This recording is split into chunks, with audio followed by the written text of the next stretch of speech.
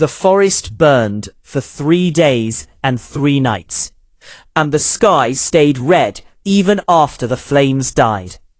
Ash fell like dirty snow, settling on armor, weapons, and skin, turning soldiers into moving ghosts. The aliens had believed fire would break the humans. They had believed that if the forest died, the humans hiding within it would die too. That was their first mistake. Corporal Elias Kane lay face down in the ash, breathing through a filter that tasted of metal and smoke. His visor showed thermal ghosts everywhere, burned trunks still glowing, slagged stones radiating heat. No birds, no insects, silence, except for the distant crackle of dying embers, and the low hum of alien engines somewhere beyond the tree line that no longer existed. Kane closed his eyes for half a second and remembered the forest before. Green walls, thick canopy, damp soil that swallowed sound. The place where humans had vanished into shadows, while the enemy marched proudly under open sky. Now there was no forest. Just black sticks clawing at a red horizon. A whisper clicked in his ear. Lieutenant Mara Vance. Low, calm. They think it's over. Kane allowed himself a thin smile. That's generous of them. Around him, the rest of Echo Squad lay buried under ash and fallen trunks. Motionless, indistinguishable from the dead terrain.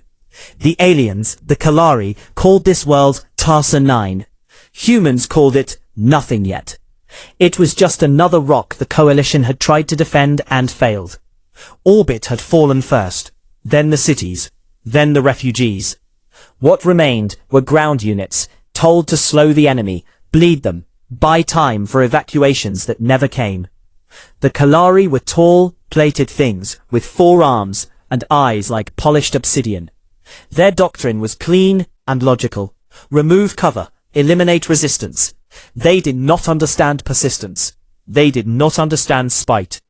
Kane felt the vibration before he heard them. Heavy walkers, 6-legged, crunching ash and bone alike. Through a crack in his visor feed, he saw them crest a ridge of collapsed trees. Weapons mounted high, scanning for heat, movement, life. Their commanders would be satisfied. The forest was gone. No place to hide. No ambush points. No guerrilla tricks. Just open ground and broken humans. Vance's voice came again. Wait. Kane's fingers tautened around the grip of his rifle, its barrel wrapped in charred leaves and soot to mask its heat signature. Around him, men and women who hadn't slept properly in weeks lay still, hearts pounding, minds sharp. They had watched the forest burn.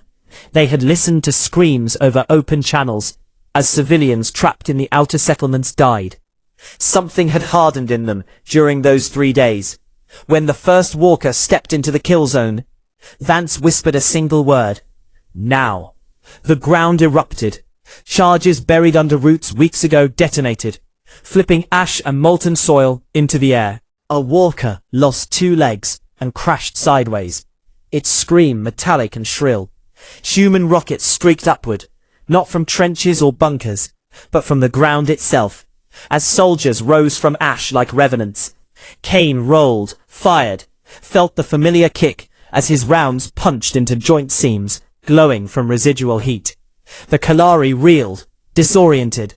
Their sensors, calibrated the forests and cities, struggled to read this dead landscape. They had not anticipated humans using the aftermath as a weapon. Kane ran forward, boots crunching skulls and stone, smoke clinging to him like a second skin. He saw one of the aliens turn, 4 arms lifting a cannon, and he leapt, sliding under the weapon as it fired, heat washing over his back. He jammed a charge into the creature's thorax and kept moving. The explosion threw him forward, face first into ash. He laughed as he spat black grit from his mouth. Around him, Echo Squad moved with brutal efficiency, emerging from pits, from beneath fallen trunks, from places the enemy thought empty. This was not a battle for territory. It was a message. The Kalari tried to regroup, their commanders barking orders in clipped bursts. They had numbers, they had machines. But they were fighting an enemy that no longer cared about survival in the way their doctrine defined it. Kane ducked behind a burned stump as plasma tore through the space where his head had been. He saw Private Leon sprint across open ground, flames still licking at her cloak, and tackle a Kalari infantryman twice her mass, driving a blade into the soft tissue beneath its jaw. She didn't stop to confirm the kill. None of them did. Minutes stretched. Walkers fell. Infantry broke. The ash storm thickened, stirred by explosions and movement, reducing visibility to nothing. To the Kalari, it must have felt like the planet itself was attacking them. Kane's ammo counter flashed red. He swapped magazines on instinct, hands moving without conscious thought. He felt alive in a way that scared him. Not hopeful, not brave. Alive in the sense of a wound that refused to close. Vance's voice cut through again, sharper now. Phase 2. Kane knew what that meant. He glanced toward the ridge, where human artillery had been silent for days. The Kalari had marked it destroyed. Another mistake. The first shell screamed overhead, then another, then dozens, hammering the enemy's rear lines, turning their staging area into a field of fire and shrapnel. The aliens began to retreat, disciplined even in surprise, but the ground betrayed them. What looked like solid ash collapsed into pits, trenches humans had dug and disguised long before the fire. Kane watched a walker sink, its weight dragging it down as soldiers swarmed, planting charges, disappearing again. The battle ended not with a victory cry, but with exhaustion. The Kalari withdrew beyond sensor range, leaving wreckage and dead scattered across the blackened earth. Echo Squad regrouped near what had once been a stream, now a dry scar of cracked mud and ash. Kane pulled off his helmet and coughed, lungs burning. Vance stood among them, face streaked with soot, eyes hard. "They'll come back," someone said. Vance nodded. Yes. Kane looked around at the ruins. Good. Silence followed that. Not agreement. Understanding. The Kalari had burned the forest to kill the humans. Instead, they had stripped away the last illusion of restraint. As night fell, the red sky dimmed to a sickly orange, and human engineers moved among the ruins, resetting traps, dragging salvage, turning alien tech into weapons. Kane sat on a fallen trunk, cleaning his rifle with methodical care. He thought of Earth, of green forests that burned there too, of lessons learned too late. This war was no longer about holding lines. It was about teaching the enemy a simple truth. Humans did not need forests to fight. They fought just as well in ashes. Somewhere beyond the horizon, the Kalari commanders would be recalculating, rewriting doctrine, trying to understand what had gone wrong.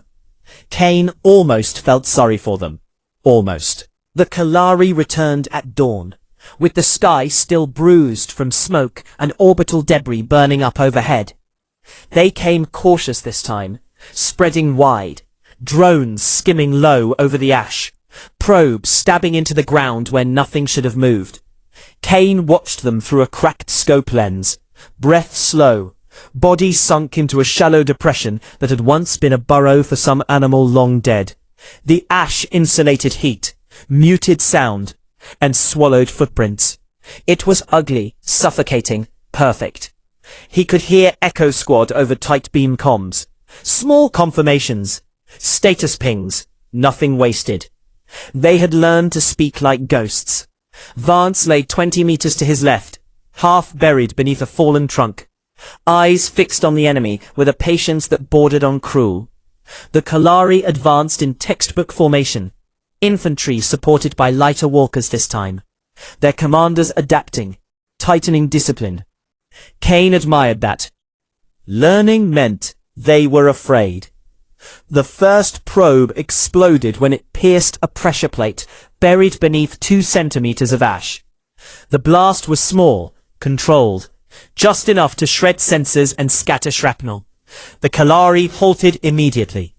Kane felt a flicker of disappointment. He wanted them closer.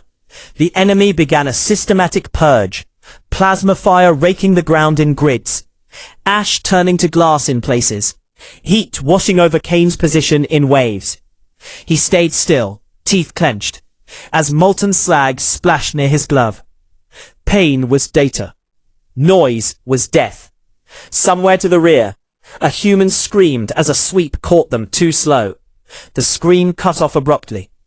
Kane did not flinch. Neither did anyone else.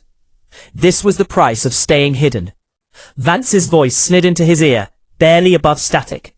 They're probing, not committing. Kane replied, they don't trust the ground. The Kalari deployed gas next. A shimmering cloud designed to flush organics from cover. Human filters hissed softly as they compensated. Charcoal and scavenged alien membranes doing their work. Kane tasted bitterness and iron, but kept breathing. He watched through the haze as a Kalari officer gestured sharply, four arms slicing the air, frustration evident even through armor. They were burning resources for nothing. Time stretched.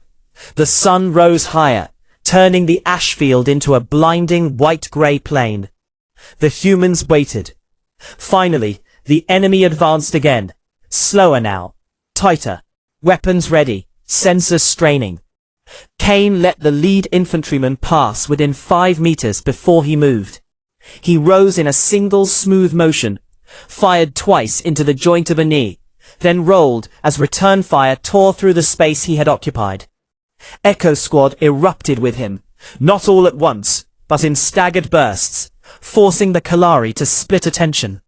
To guess where the real threat lay, Kane sprinted low, using the wreckage of yesterday's walkers as cover. Alien metal still radiated heat, confusing sensors, masking human movement. He vaulted over a twisted leg, and nearly collided with a Kalari trooper. For a split second, they stared at each other, through smoke and ash. Then Kane drove his rifle butt into the creature's faceplate and pulled the trigger, point blank. The body dropped, heavy and alien, and Kane kept moving. The battle dissolved into chaos, close quarters and confusion, exactly where the humans excelled. The Kalari has superior firepower at range. Up close, doctrine and machines mattered less than will. Kane saw Private Leon again, bleeding from a cut along her scalp, laughing as she lobbed a charge under a walker and dove for cover. The explosion knocked Kane off his feet. He hit the ground hard, vision swimming, ears ringing. He rolled onto his back, sucking air, and stared up at the sky. For a moment, he thought of stopping, just lying there, letting the ash take him. Then he heard Vance shouting orders, steady even as plasma fire crackled around her, and something ugly and stubborn twisted in his chest. He got up. The Kalari began to pull back again, not routed this time, but checked. Their advance stalled, casualties mounting. Kane took cover behind a ridge of fused soil as a walker's cannon tracked toward him. Before it could fire, the human missile streaked in from the flank, slamming into its torso and tearing it open. The machine collapsed, smoke billowing. Kane grinned, wiped blood from his nose, and keyed his mic. They're hesitating. Vance replied, push. Echo Squad surged forward, not chasing blindly, but tightening the noose, forcing the enemy into pre-selected lanes, riddled with traps. Kane felt the rhythm of it, the terrible harmony of violence and planning, each movement feeding the next. This was what humans did when strict to essentials. When the Kalari finally disengaged, lifting off with dropships under covering fire, the ash field was littered with their dead and broken machines. The humans did not cheer. They gathered their wounded, counted their losses. 3 from Echo Squad this time. Kane knelt beside the body of the one who had screamed earlier, a kid from Luna, whose name he had learned yesterday. He closed the dead man's eyes and moved on. There was no time for ceremony. Hours later, long after the enemy had withdrawn beyond sensor range, Vance gathered the squad near the remains of a burned-out command post. Her armor was scorched, one arm held stiff from a near miss, but her voice carried. They're changing tactics, she said. They won't keep throwing bodies at us. Kane leaned against a slab of concrete, exhausted. What's next? Vance looked toward the horizon, where smoke still rose in lazy columns. Containment. Siege. They'll try to starve us out. We're already starving. Vance met his gaze. They don't understand that doesn't work on us. That night, under a sky slowly clearing of ash, human units moved like ants through the ruins, scavenging, redistributing ammo, cannibalizing alien tech. Kane helped rig a captured Kalari sensor array to feed false data back to the enemy. If the aliens were watching, they would see a battlefield quiet, human numbers dwindling, resistance fading. A lie built from truth. Kane sat with Leon as she stitched her own wound, hands steady despite the pain. Think they regret burning the forest? She asked. Kane considered it. No, he said. They don't do regret. They'll call it a necessary step. Leon smiled thinly. Good. Kane raised an eyebrow. Good? Yeah, she said. Means they'll keep making necessary steps until they realize they're standing in nothing. Kane laughed, the sound rough and brief. As the night deepened, distant thunder rolled. Not from weather, but from orbital fire far above, fleets maneuvering, empires clashing. Down here, in the ashes, it felt small, personal. Kane cleaned his weapon again, hands moving from habit, and thought about how wars were written afterward. Generals would talk about strategies, historians about turning points. They would not talk about ash in the lungs, or the way the ground stuck to blood and sweat. They would not talk about how burning the forest had not cleared the battlefield, but revealed it. The humans were still here, still fighting, and they were done hiding. The siege began without drama, which was how the Kelari preferred it. No charges, no roaring advance, no tests of courage, just distance and patience. Drones circled high, far beyond effective small arms range, their shadows crawling slowly across the ash, like searching fingers. Orbital strikes ceased entirely, replaced by a silent blockade that choked the region.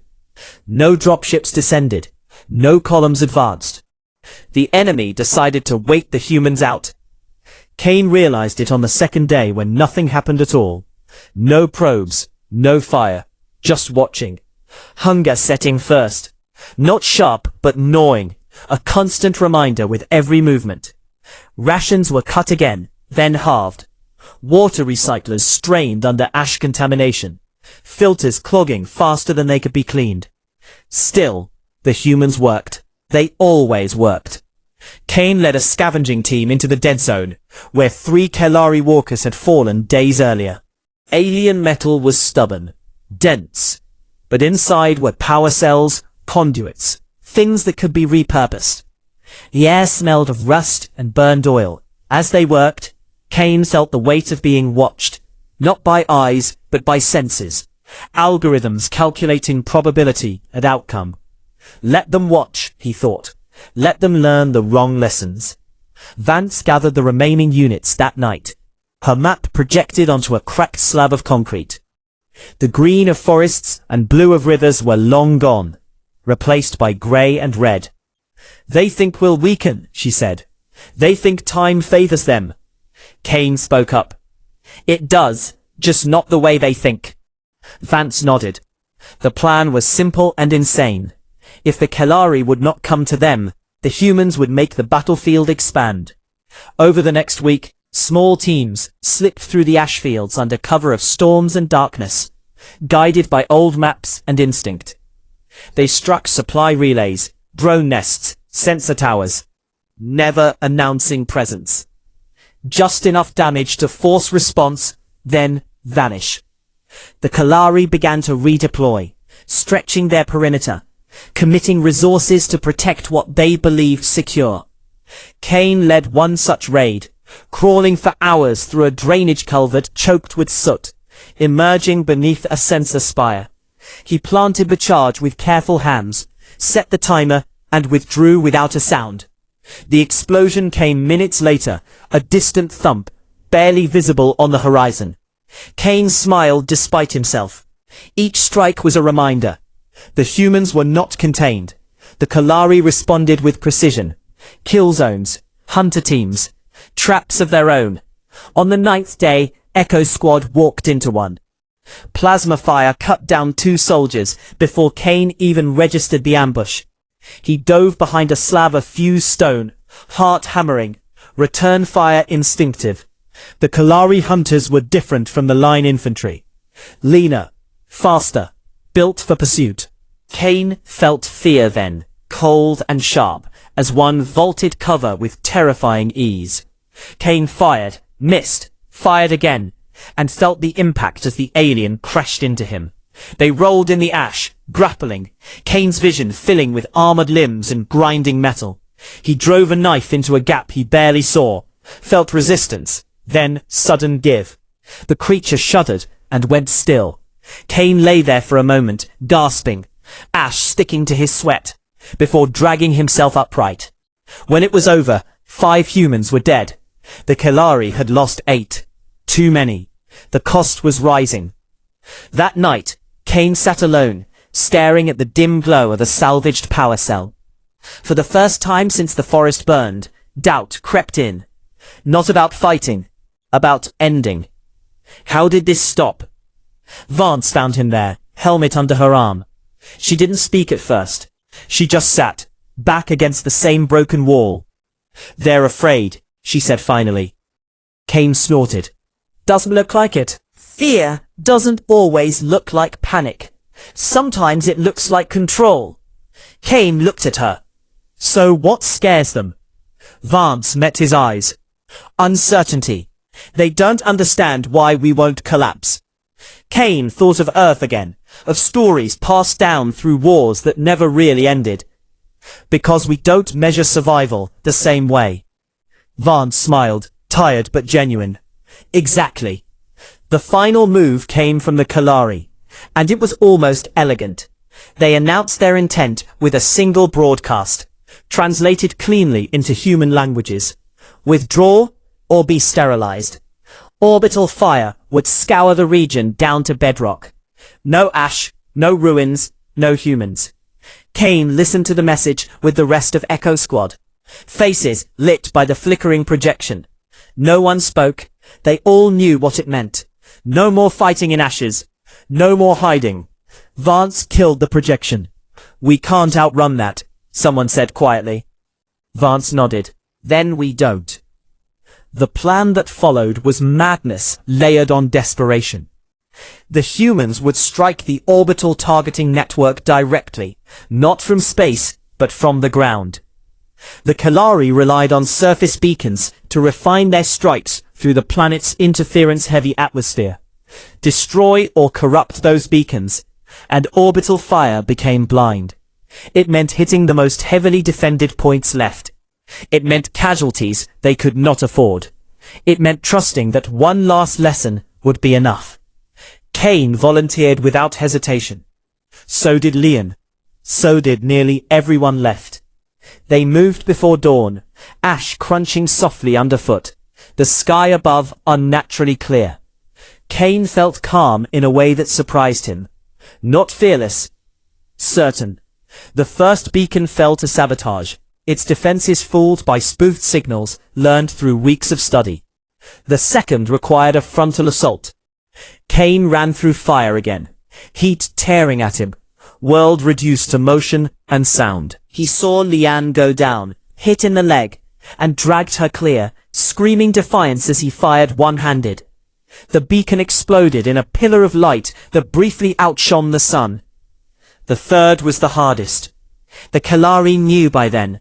They fought like cornered predators, precision giving way to fury. Kane reached the beacon's core with Vance at his side, both bleeding, both running on will alone.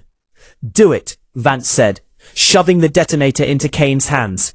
"You'll die," he said. She smiled. "We all do. Make it matter." Kane hesitated for half a heartbeat, then nodded and ran. The explosion threw him into darkness. When Kane woke, the world was quiet. Too quiet.